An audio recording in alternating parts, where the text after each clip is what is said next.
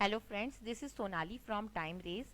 मैंने एक video lecture series start की है for subject data structures using C for UPTU Uttar Pradesh technical university BTech computer science and IT third semester. ये मेरा video lecture series का part 7 है। इससे पहले पार्ट 1 टू पार्ट 6 में ही हम डेटा स्ट्रक्चर यूजिंग सी की यूनिट 1 के डिफरेंट टॉपिक्स कवर कर चुके हैं।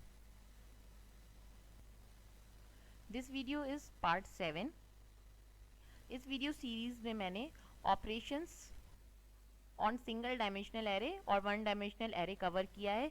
हमने अपने पहले की video series part 3 to part 6 में भी ये देखा था कि जो हमारे पास ऑपरेशंस होते हैं सिंगल डायमेंशनल एरे पे वो 7 टाइप्स के होते हैं: traversing, sorting, insertion, deletion, searching, merging and reversing of array. हमने इसमें से ट्रेवर्सिंग वीडियो सीरीज पार्ट 3 में कवर किया था, सॉर्टिंग वीडियो सीरीज पार्ट 4 में कवर किया था, इंसर्शन वीडियो सीरीज पार्ट 5 में कवर किया था और डिलीशन वीडियो सीरीज पार्ट 6 में कवर किया था। इस वीडियो सीरीज पार्ट 7 में मैं सर्चिंग कवर करूंगी। बाकी बचे हुए दो topics merging and reversing array में वीडियो सीरीज पार्ट 8 और वीडियो सीरीज पार्ट 9 में कवर करूंगी। तो हम इस वीडियो सीरीज पार्ट 7 में सर्चिंग देखेंगे। सर्चिंग क्या होता है, अगर हमें सिंगल डायमेंशनल एरे में किसी एलिमेंट को सर्च करना है तो हम वो कैसे सर्च करेंगे। हम उसके लिए एक सी प्रोग्राम भी देखेंगे सर्चिंग के लिए, प्लस हम सर्चिंग का एल्गोरिदम भी देखेंगे। तो हमें क्लियर हो जाएगा कि सिंगल डायमेंशनल एरे के अंदर सर्चिंग कैसे परफॉर्म होती है। सबसे पहले हम समझेंगे कि सर्चिंग होती क्या है। Searching is finding element of an array that matches the given value or given record or given condition। Searching का मतलब होता है कि हमारे पास कोई गिवन वैल्यू है, उस गिवन वैल्यू को हमें अपने एरे के अंदर सर्च करना है। इसका मतलब कि हमारे पास एक एरे पहले से प्रेजेंट होगा, उस एरे के अंदर कुछ एलिमेंट्स होंगे। हमें अब जो वैल्यू प्रोवाइडेड हुई है, गिवन वैल्यू प्रोवाइडेड हुई है, उसको हमें एरे के हर एक एलिमेंट से टैली करना होगा, मैच करने की कोशिश करनी होगी कि किससे ये मैच हो रहा है। जीरो पोजीशन के एलिमेंट से मैच हो रहा है, फर्स्ट पोजीशन के एलिमेंट से मैच हो रहा है एंड सो ऑन। अगर वो मैच होता है, गिवन वैल्यू मैच हो जाता है एरे के किसी भी एलिमेंट से, तो हम एरे के वो जो करस्पॉन्डिंग इंडेक्स है वो रिटर्न कर देते हैं। अगर एरे के किसी भी एलिमेंट से गिवन वैल्यू मैच नहीं होती तो हम सिंपली बता देते हैं कि एरे के अंदर वो एलिमेंट प्रेजेंट ही नहीं है। सपोज करते हैं कि हमारे पास जो गिवन वैल्यू है, जो हमें गिवन वैल्यू प्रोवाइडेड हुई है वो है 18, यानी कि हमें 18 को सर्च करना है। किसमें? ये जो हमारा गिवन एरे है, इस गिवन एरे के अंदर पहले से ही 4 एलिमेंट्स स्टोर्ड है। जीरो पोजीशन पे 23 स्टोर्ड है, फर्स्ट पोजीशन पे 19 स्टोर है, सेकंड पोजीशन पे 18 स्टोर है और थर्ड पोजीशन पे 77 स्टोर है। तो हम क्या करेंगे, इस गिवन वैल्यू को हमारे एरे के हर एक एलिमेंट से एक एक बार कंपेयर करेंगे। यानी कि मैं स्टार्ट करूंगी 18 को उठाऊंगी, 18 को कंपेयर करूंगी अपने 0th पोजीशन के एलिमेंट यानी कि 23 से। फिर मैंने देखूंगी कि 18 23 से मैच नहीं हो रहा है तो ठीक है, आगे बढ़ेंगे। हम अपने फर्स्ट इंडेक्स पे आएंगे, एरे के फर्स्ट इंडेक्स पे आएंगे। एरे के फर्स्ट इंडेक्स पे जो एलिमेंट है यानी कि 19, उससे कंपेयर करेंगे। अगेन ये मैच नहीं हो रहा तो हम अगेन आगे मूव करेंगे, इंडेक्स नंबर 2 पे आएंगे, एरे के इंडेक्स नंबर 2 पे आएंगे। एरे के इंडेक्स नंबर 2 पे हमने देखा 18 स्टोर है, तो 18 जो है हमारी गिवन वैल्यू से मैच कर गया। मैच कर गया तो हम क्या करेंगे, हमारा जो सर्चिंग का एल्गोरिदम होता है, सर्चिंग का जो प्रोग्राम होता है, वो क्या रिटर्न करता है, ये इंडेक्स रिटर्न करता है, दिस इंडेक्स। तो ये बता देगा कि सेकंड नंबर के इंडेक्स पे हमारा जो है गिवन वैल्यू, जो हम गिवन वैल्यू सर्च कर रहे हैं वो स्टोर्ड है, वो मैच कर गई है। तो इस तरह से हमारी सर्चिंग वर्क करती है। हम एक बार प्रॉपरली सर्चिंग को with the help of C program समझेंगे और with the help of algorithm भी समझेंगे। तो स्टार्ट करते हैं हम अपना सी प्रोग्राम। हमारा सी प्रोग्राम स्टार्ट हो रहा है ये मेन से। मेन में मैंने क्या किया है, सबसे पहले एक वेरिएबल डिक्लेयर किया इंटीजर टाइप का आई, जिसे मैं आगे यूज करूंगी अभी। उसके बाद मैंने इंट मार्क्स 5 मैंने किया है, एक एरे डिक्लेयर किया है मार्क्स नाम का, जिसके अंदर मैंने 5 एलिमेंट्स स्टोर करे हैं। इंटीजर टाइप का मार्क्स नाम का एक एरे बनाया है जिसके अंदर 5 एलिमेंट्स होंगे। वो 5 एलिमेंट्स मैंने स्टोर करवा दिए हैं 23, 14, 56, 45 एंड 33। मेरे 0th पोजीशन पे 23 स्टोर है, फर्स्ट नंबर के इंडेक्स पे 14 स्टोर है, सेकेंड इंडेक्स पे 56 स्टोर है, थर्ड नंबर की पोजीशन है, थर्ड नंबर के इंडेक्स पे 45 स्टोर है और 4th नंबर के इंडेक्स पे 33 स्टोर है। तो इस तरह से मेरा एरे बन गया है। उसके बाद मैंने क्या किया है, यहाँ पे सर्च नाम की फंक्शन को कॉल किया है। सर्च मैंने खुद बनाया हुआ एक फंक्शन, यूजर डिफाइंड फंक्शन है। इस फंक्शन को मैंने कॉल किया है किससे, मेन से। ये कॉलिंग हो रही है सर्च फंक्शन की। तो सबसे पहले हम अपने ये सर्च फंक्शन को देखेंगे।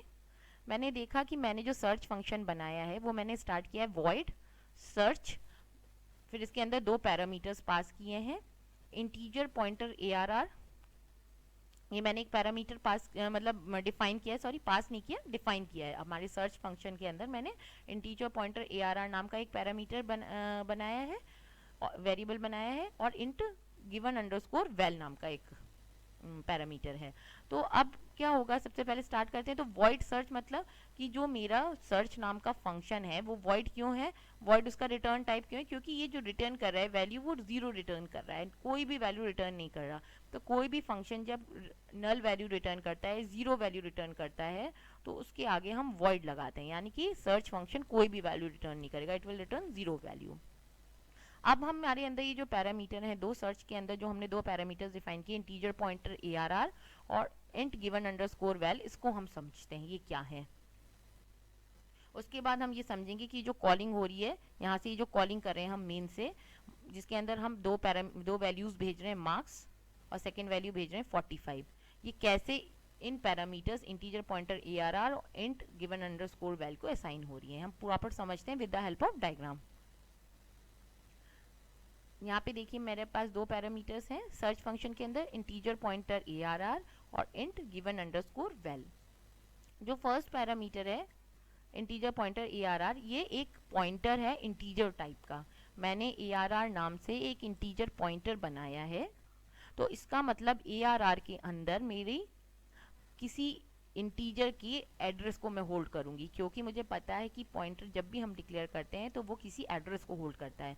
तो क्योंकि ARR मेरा इंटीजर पॉइंटर है, तो ये किसी इंटीजर टाइप के वेरिएबल का या किसी इंटीजर के एड्रेस को होल्ड करेगा,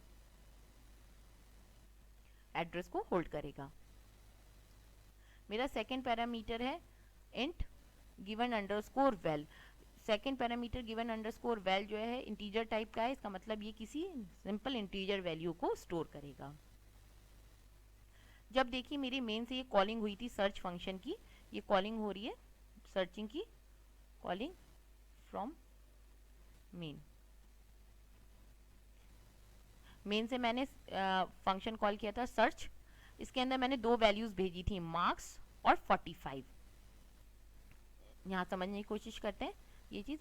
तो मार्क्स क्या है, एरे का नाम है। जो एरे अभी हमने डिक्लेयर किया था मार्क्स, वो उसका नाम हम जो है सर्च फंक्शन के अंदर एज ए पैरामीटर या एज ए वैल्यू भेज रहे हैं। तो हमें पता है कि जब भी हम किसी फंक्शन में एक एरे का नाम यूज करते हैं, एरे का नाम हम एज ए पैरामीटर या एज ए वैल्यू भेजते हैं, तो इसका मतलब वो उस एरे का स्टार्टिंग एड्रेस होता है। Name of the array itself indicates the starting address of that array। हम किसी एरे का अगर नाम लेते हैं तो एरे का नाम itself is the starting address of that array। तो इसका मतलब मार्क्स नाम अगर हमने बोला है, मार्क्स बोल रहे हैं, तो मार्क्स नाम की एरे का हम स्टार्टिंग एड्रेस भेज रहे हैं। अब क्योंकि मैं एड्रेस भेज रही हूँ तो वो किसी पॉइंटर में स्टोर होगा, तो वो किस पॉइंटर में स्टोर हो रहा है, इंटीजर पॉइंटर ARR के अंदर। तो इसका मतलब ARR and marks are equal. Marks का जो स्टार्टिंग एड्रेस है सपोज 1000 है, तो ARR के अंदर 1000 आ गया, यानी कि ARR और मार्क्स जो है सेम चीज को पॉइंट कर रहे हैं। सेम चीज किसको, मार्क्स नाम की एरे को हम पॉइंट कर रहे हैं। तो ARR हम बोले या मार्क्स बोले, बोथ आर सेम, क्योंकि हमने अभी खुद मार्क्स को, मार्क्स नाम का जो एरे है उसके स्टार्टिंग एड्रेस को इंटीजर पॉइंटर ARR के अंदर स्टोर कराया था। तो ARR के अंदर क्या आ गया, स्टार्टिंग एड्रेस ऑफ मार्क्स, यानी कि 1000। तो अब ARR 1000 पे है, तो ये भी मार्क्स को ही डिनोट कर रहा है इस टाइम, मतलब मार्क्स नाम के एरे को ही डिनोट कर रहा है। फिर सेकेंड वैल्यू जो मैंने पास की है वो 45। 45 ये वैल्यू है जो मैं अपने एरे के अंदर सर्च करना चाहती हूँ कि 45 प्रेजेंट है या नहीं है। तो ये वैल्यू असाइन हो गई हमारे सर्च नाम का जो फंक्शन है उसके अंदर, जो सेकेंड पैरामीटर था given underscore val. Given underscore val के अंदर ये वैल्यू जाके स्टोर हो गई। तो ARR के अंदर starting address of array marks store हो गया, और गिवन अंडरस्कोर वैल के अंदर हमारे वैल्यू 45 स्टोर हो गई। अब हम समझेंगे जो हमारा सर्च फंक्शन हमने डिफाइन किया था उसके अंदर जो फॉर लूप था उसको। ये जो हमारा सर्च फंक्शन था इसके अंदर जो हमने ये फॉर लूप बनाया था और इस फॉर लूप की हेल्प से हम अपने वैल्यू को फाइंड आउट करने की कोशिश कर रहे थे गिवन एरे के अंदर, वो हम देख रहे हैं कि कैसे हो रहा है, ये इसकी वर्किंग कैसे हो रही है वो हम समझते हैं। तो स्टार्ट करते हैं हम अपना working for loop inside the search function, हम ये समझेंगे। तो अभी हमने देखा था कि गिवन अंडरस्कोर वैल के अंदर क्या वैल्यू स्टोर हुई थी आके 45, और ये मेरा वो फॉर लूप है जो सर्च फंक्शन के अंदर बना हुआ है। तो मेरा फॉर लूप मैं देख रही हूँ कहाँ से स्टार्ट हो रहा है, आई इज इक्वल टू 0 से आई इज लेस देन 5 तक जा रहा है। क्यों? क्योंकि जो मेरा एरे मार्क्स है उसके अंदर 5 एलिमेंट्स हैं। तो 0 से स्टार्ट अगर हो रहा है तो 0 से 4 तक जाएगा, इसलिए 1 less than size of array, यानी कि आई इज लेस देन 5 तक जा रहा है, एंड आई प्लस प्लस, और फिर ये कुछ कंडीशन हैं जो चेक हो रही हैं अंदर। तो पहले मैं यहाँ अपना एरे मार्क्स बना लेती हूँ ताकि हमें ये समझने में, नीचे जो टेबल दी है उसे समझने में आसानी हो। तो मैं देख रही हूँ कि जो मेरा फॉर लूप है वो कहाँ से स्टार्ट हुआ है, आई इज इक्वल्स टू 0 से, और ये मेरा गिवन एरे है मार्क्स या फिर हम कह सकते हैं ARR, क्योंकि अभी हमने खुद ही ARR के अंदर स्टार्टिंग एड्रेस ऑफ मार्क्स दिया था। तो मार्क्स और ARR दोनों एक ही चीज़ को डिनोट कर रहे हैं इस टाइम। तो अब ARR जो है सर्च फंक्शन के अंदर है, मार्क्स जो है मेरा मेन के अंदर है। बस फंक्शन अलग अलग है, बाकी दोनों चीज़ एक ही को डिनोट कर रहे हैं, एक ही एरे को डिनोट कर रहे हैं। तो मैं देख रही हूँ कि मेरा जो गिवन अंडरस्कोर वैल्यू है उसके अंदर वैल्यू है 45। अब मेरा जो फॉर लूप स्टार्ट हो रहा है वो आई इज इक्वल्स टू 0 से स्टार्ट हो रहा है, आई इज इक्वल्स टू 0। फिर मैंने कंडीशन चेक की फॉर लूप के अंदर, आई क्या 0 is less than 5, yes condition is true, 0 is less than 5। तो 0 लेस देन 5 है तो मैं क्या चेक कर रही हूँ, ARR 0, यानी कि जो मेरा गिवन एरे है उसकी 0th पोजीशन पे जो एलिमेंट स्टोर है उसको मैं गिवन अंडरस्कोर वैल से चेक कर रही हूँ। तो मैं देख सकती हूँ कि मेरी 0th पोजीशन पे क्या स्टोर है, 23 को मैं कंपेयर कर रही हूँ 45 से, गिवन अंडरस्कोर वेल से। तो मैंने जब 23 को कंपेयर किया 45 से तो मैंने देखा ये कंडीशन फॉल्स हो गई है। कंडीशन फॉल्स है क्योंकि मेरा 23 is not equal to 45। Condition false हुई तो मैं फॉर लूप में आगे बढ़ी, हम इस चीज़ के अंदर आए नहीं, इस इफ या एल्स इफ के अंदर हम आए नहीं, क्योंकि अभी हमारी कंडीशन ही नहीं वो हो रही, ये वाली कंडीशन ही नहीं मैच हो रही, कंडीशन नहीं मैच हो रही। तो इफ नहीं मैच हुई तो एल्स के अंदर आए, एल्स के अंदर हमने आके चेक किया कि आई इक्वल टू 4 है, नहीं आई इक्वल टू 4 नहीं है, अभी आई तो 0 ही है। तो अगेन हम फॉर लूप में आगे बढ़ गए, आई की वैल्यू हमने इंक्रीमेंट करी, आई की वैल्यू इंक्रीमेंट करके आई 1 हो गया, आई 1 है। अगेन यहाँ मैंने चेक किया कि आई 1 is less than 5, yes condition is true, 1 is less than 5। अब मैं क्या चेक कर रही हूँ, एरे की पोजीशन 1 पे जो एलिमेंट स्टोर है उसको मैं 45 से चेक कर रही हूँ गिवन अंडरस्कोर वेल से। तो फर्स्ट पोजीशन पे मेरा एलिमेंट क्या स्टोर है, 14। तो मैंने 14 को कंपेयर किया 45 से, तो ये अगेन कंडीशन जो है मेरी फॉल्स हो गई, 14 इज नॉट इक्वल टू 45। जब ये कंडीशन फॉल्स हो गई तो मैं एल्सिफ में आई, एल्सिफ में मैंने अगेन चेक किया कि आई इक्वल टू 4, नहीं आई इक्वल टू 4 नहीं, आई अभी अगेन 1 ही है। तो यहाँ पे आई की वैल्यू इंक्रीमेंट हो गई, आई 2 हो गया, आई 2 है। तो अब अगेन मैंने चेक किया क्या 2 is less than 5, yes condition is true. तो मैं सेकंड पोजीशन पे जो एलिमेंट स्टोर है उसको मैं गिवन अंडरस्कोर वेल से चेक कर रही हूँ। तो सेकंड पोजीशन पे मेरा 56 स्टोर है, मैं 56 को चेक कर रही हूँ यहाँ पे 45 से। अगेन मेरी कंडीशन फॉल्स हो गई, 56 इज नॉट इक्वल टू 45। यहाँ के अगेन मैंने एलसीएफ में चेक किया क्या आई इक्वल टू 4 है, नहीं आई इक्वल टू 4 नहीं, अभी आई 2 ही था। फिर मैंने आई को अगेन फॉर लूप आगे बढ़ाया, आई की वैल्यू 3 कर दी, आई की वैल्यू 3 हो गई, 3 is less than 5, yes condition is true. तो अब मैं थर्ड नंबर की पोजीशन पे जो एलिमेंट है उसको चेक करूंगी गिवन अंडरस्कोर वेल से। तो मैं देख सकती हूँ कि मेरे जो थर्ड पोजीशन पे जो एलिमेंट स्टोर है वो है 45। तो 45 को मैंने मैच किया किससे, गिवन अंडरस्कोर वेल से, तो कंडीशन मैच हो गई, कंडीशन ट्रू हो गई। कंडीशन ट्रू होते ही अब ये कंडीशन ट्रू हो गई तो ये क्या करेगा, इस स्टेटमेंट को प्रिंट कर देगा, इफ कंडीशन के अंदर आएगा इस स्टेटमेंट को प्रिंट कर देगा, element that matches given values found at index, जिस भी इंडेक्स पे फाइंड हुआ है। तो मैंने देखा कौन से इंडेक्स पे फाइंड हुआ है, थर्ड नंबर के इंडेक्स पे। मैंने %d कॉमा आई की हेल्प से आई की वैल्यू 3, तो ये 3 प्रिंट कराया है। अब ये एल्स इफ के अंदर जाएगा ही नहीं, इस वाले एल्स इफ के अंदर जाएगा नहीं क्योंकि इफ कंडीशन ट्रू हो चुकी है। अब अगेन आई की वैल्यू इंक्रीमेंट होगी 4, 4 इज लेस देन 5, यहाँ पे हम यहाँ पे हम रिटर्न कर गए 0, यहाँ हमने रिटर्न कर दिया, तो ये खत्म, ये सर्च फंक्शन यहीं पे खत्म हो गया, हम एल्स में आएंगे ही नहीं। अब आई की वैल्यू कोई इंक्रीमेंट नहीं होगी, यहाँ रिटर्न हो गए हम। आप देखिए जैसे मैंने ये प्रिंटिंग कराई, यहाँ पे ये वाली चीज़ प्रिंट हुई, प्रिंट होते ही मैंने रिटर्न किया है। रिटर्न मतलब किसमें, मेन फंक्शन में, क्योंकि मेरा ये सर्च फंक्शन कहाँ से कॉल हुआ था, मेन से कॉल हुआ था, तो मैं रिटर्न हो गई। तो रिटर्न होते ही आगे कुछ भी एग्जीक्यूट नहीं होगा, ना ये फॉर लूप ना ये एल्स कंडीशन, कुछ एग्जीक्यूट नहीं होगी, ये रिटर्न हो जाएगा, यहीं से रिटर्न हो जाएगा। तो इस तरह से मैं आगे की कंडीशंस पे जाऊंगी ही नहीं। तो इस तरह से मैंने देखा कि मैंने अपने गिवन एलिमेंट 45 को हर एक से कंपेयर करके फाइंड आउट किया कि थर्ड पोजीशन पे या थर्ड इंडेक्स पे मेरा एलिमेंट प्रेजेंट था। सपोज करते हैं मैं कोई एक ऐसा एलिमेंट फाइंड आउट करने की कोशिश कर रही हूँ जो एरे के अंदर प्रेजेंट ही ना हो। सपोज कर लेते हैं कि जो मेरी गिवन अंडरस्कोर वैल की वैल्यू है वो है 45। सपोज करते हैं गिवन अंडरस्कोर वैल की वैल्यू जो है इस बार 25, मतलब मैंने जो 25 सर्च करने की कोशिश कर रही हूँ। तो अगेन मेरा लूप स्टार्ट होगा 0 से, ये 25 को 23 से कंपेयर करेगा, कंडीशन नहीं मिल, मतलब ये 25 is not equal to 23, false हो जाएगी। आई की वैल्यू इंक्रीमेंट होगी, आई 1 हो जाएगा, आई 1 होगा तो ये 25 को कंपेयर करेगा 45 से, 25 will be compared with 14, again condition false हो जाएगी। आई की वैल्यू हो जाएगी 2, आई 2 हो जाएगा तो ये सेकेंड नंबर के इंडेक्स पे जो एलिमेंट स्टोर है यानी कि 56, इससे 25 को कंपेयर करेगा। 25 अगेन 56 से मैच नहीं होगी तो आई को इंक्रीमेंट करेगा, आई की वैल्यू 3 हो जाएगी। अगेन ये 25 को थर्ड नंबर के जो इंडेक्स पे वैल्यू स्टोर है उससे कंपेयर करेगा, 25 will be compared with 45, condition false क्योंकि 25 is not equal to 45। Again i की वैल्यू इंक्रीमेंट होगी, आई 4 हो जाएगा, ये फोर्थ नंबर के एलिमेंट को कंपेयर करेगा, फोर्थ नंबर के एलिमेंट को 33 है, फोर्थ नंबर पे 33 को इसने 25 से कंपेयर किया, तो अगेन कोई मैच नहीं मिला। इस तरह से मैं आई लास्ट इंडेक्स पे हूँ इस टाइम, आई की वैल्यू क्या है मेरी 4। तो आप देख रहे हैं हर बार ये कंडीशन फॉल्स होती चली गई है, यहाँ पे एक बार भी ये इस इफ के अंदर नहीं गया क्योंकि हर बार कंडीशन फॉल्स हुई, हर बार एल्स के अंदर भी नहीं जा पाया क्योंकि अब तक आई की वैल्यू क्या थी 0 या फिर 1 या 2 या 3, लेकिन इस टाइम आई की वैल्यू क्या है मेरी 4।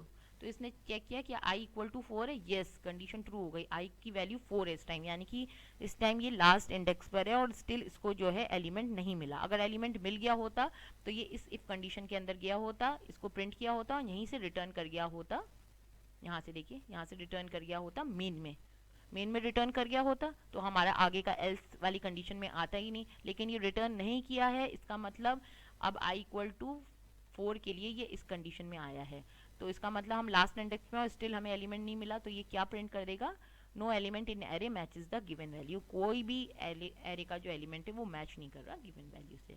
तो इस तरह से हमने देखा अगर एक एलिमेंट मिलता है तो कैसे फंक्शनिंग होती है और एक एलिमेंट अगर नहीं मिलता तो कैसे फंक्शनिंग होती है। अब हम एल्गो समझेंगे सर्चिंग का।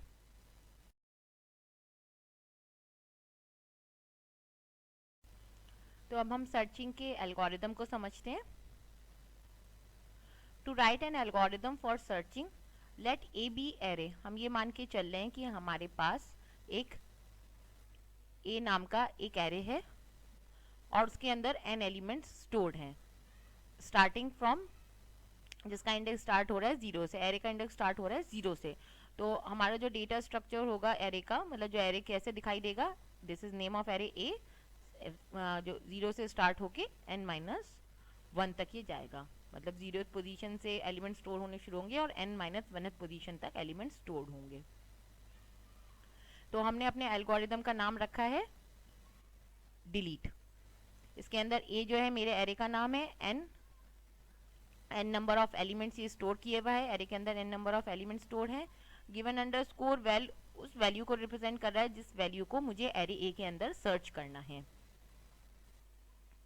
Given underscore val is the value of the element that is to be searched in array A, जो एरे ए के अंदर मुझे वैल्यू सर्च करनी है वो गिवन अंडरस्कोर वैल के अंदर स्टोर है। तो हमने जब अभी अपना सी प्रोग्राम देखा था सर्चिंग का, तो हमने ये फॉर लूप देखा था। हमारे फॉर लूप में हमने क्या देखा था कि हमारा फॉर लूप स्टार्ट हुआ था 0 से और लेस देन 5 तक गया था। तो अब क्योंकि मेरा एलिमेंट जो है मतलब एरे ए के अंदर कितने एलिमेंट स्टोर हैं n, तो मेरा लूप कहाँ तक जाएगा n-1 तक जाएगा, मेरा लूप n-1 तक जाएगा, क्योंकि हमारा जब इसके अंदर 5 एलिमेंट स्टोर थे, सी प्रोग्राम में मैंने देखा था जो एरे था उसके अंदर 5 एलिमेंट स्टोर थे, तो मेरा जो लूप था फॉर लूप वो 0 से 5 तक गया था, 4 तक गया था, 1 less than size of array 0 to 4। तो उसी तरह जब मेरा एल्गो है एल्गोरिदम है डिलीट जिसके अंदर एरे है ए जिसके अंदर n एलिमेंट्स हैं, तो मेरा जो लूप जाएगा वो 0 से n-1 तक जाएगा, 1 less than the size of array. तो वही मैंने किया है, set i is equals to 0, i की वैल्यू 0 सेट कर दी है। और मैंने क्या बोला है वाइल लूप में, मैं क्या बोल रही हूँ, while i is less than n-1, जब तक i की वैल्यू n-1 से छोटी है, क्या करना है हमें, पहला क्या कंडीशन चेक कर रही हूँ मैं, if ai equal to given val, क्या मेरा जो ith पोजीशन पे एलिमेंट है वो गिवन अंडरस्कोर वेल की वैल्यू से मैच कर रहा है। ये चीज बिल्कुल यही है जो यहाँ पे हम कर रहे थे, ये चीज if arr i is equal to given val, यही मैंने कंडीशन यहाँ पे चेक की, यही मेरी कंडीशन एल्गो के अंदर चेक हो रही है। ये चेक हुआ, अगर मेरी कोई भी गिवन अंडरस्कोर वेल से मैच हो जा रही थी एरे के अंदर की एलिमेंट, तो मैं प्रिंट करा दे रही थी match element is found at location I. ये मैंने यहाँ पे किया था, ये प्रिंट एफ कंडीशन से प्रिंट सी के अंदर, ये मेरा सी प्रोग्राम है जो मैंने अभी अभी देखा था। तो मैंने यहाँ पे प्रिंट करा दिया था element that matches given values found at index %i, तो आई एट पोजीशन प्रिंट हो गई थी। इसी तरह से मैंने एल्गो के अंदर भी यही प्रिंट कराया, match element is found at location I. ये बिगिन और एंड, मतलब ये इफ कंडीशन बिगिन हुई, ये इफ कंडीशन एंड हुई। फिर उसके बाद था मेरा एल्स इफ, अगर नहीं ऐसा होता, अगर i की वैल्यू 4 हो जाती है, i इक्वल टू 4, मतलब i जो है मेरा लास्ट इंडेक्स पे पहुंच जाता है, तो उस कंडीशन में क्या होगा, वही कंडीशन मैंने यहाँ पे चेक की अपने एल्गो के अंदर, else if i equal to n-1, क्योंकि मेरा लूप 0 to n-1 जा रहा है, तो लास्ट एलिमेंट कहाँ स्टोर है, n-1 पे, तो यही मैंने चेक किया कि i की वैल्यू n-1 की इक्वल हो गई। अगर हो गई है तो प्रिंट हो जाए no element in array matches given value. बिल्कुल यही सेम चीज़ जो मैंने अपने सी प्रोग्राम में कराई थी। और अगर एलिमेंट मैच हो गया तो प्रिंट हो जाएगा, अगर एलिमेंट मैच नहीं हुआ तो ये प्रिंट होके आ जाएगा कि no element in array matches given value. This is the end of my algorithm. तो इस तरह से बिल्कुल जो हम सी प्रोग्राम लिखते हैं वही एल्गो होता है, या हम कह सकते हैं एल्गो की हेल्प से हम सी प्रोग्राम लिखते हैं। तो इस तरह से हमने समझा सर्चिंग, कैसे हम एक अपने गिवन वैल्यू को एरे के अंदर सर्च करते हैं। इसके लिए हमने सी प्रोग्राम और एल्गोरिदम दोनों देखा। इस वीडियो से रिलेटेड जो भी आपकी क्यूरीज़ हैं या फीडबैक हैं वो आप हमें हमारी ईमेल आईडी पे भेज सकते हैं, sonali@timerase.com। Thank you so much.